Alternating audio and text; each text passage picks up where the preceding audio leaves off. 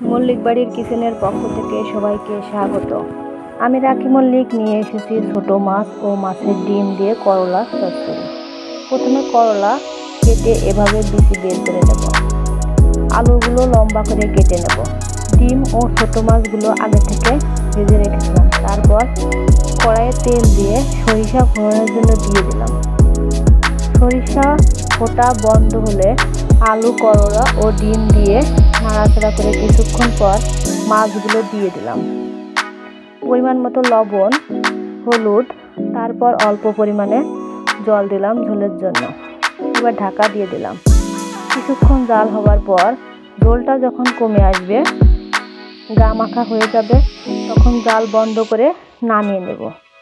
Ready ছোট মাছ ও মাছের ডিম দিয়ে করলা ও আলুর চচ্চড়ি। এতক্ষণে আমার রান্নার সাথে থাকার জন্য সবাইকে ধন্যবাদ। আমার রান্না যদি ভালো লেগে থাকে লাইক, কমেন্টস ও শেয়ার দিতে ভুলবেন না।